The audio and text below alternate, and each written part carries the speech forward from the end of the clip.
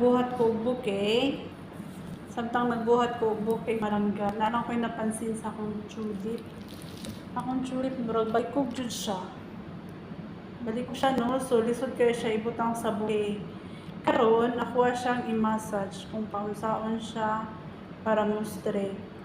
Nanaray, massage ra nato lang nga, mura ratag nagpatindog o ka ng kuwan ba. Uy, ikaw, so sana po na mong yun na una. Patindog o ka ng kaning tulip. Tulip ba? Kay, bawog na kayo siya. O, pero karoon hangga, ni-street jud siya. Laoy, pati tulip ba?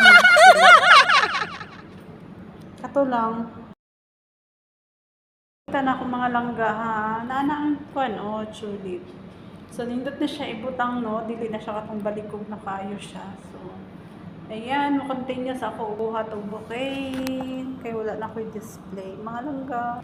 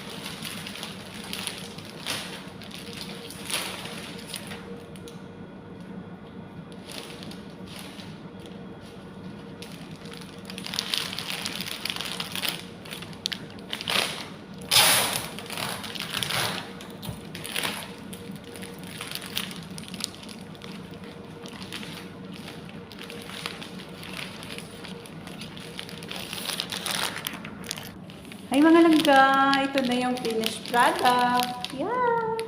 See? Kantawan ninyo ako ang lily. Narang lily. Mo ni siya ang lily. Kantawan niyo akong tulip. Hindi ba? Ikuan din siya. Straight din siya. Kaya ko siya ipa-stretch.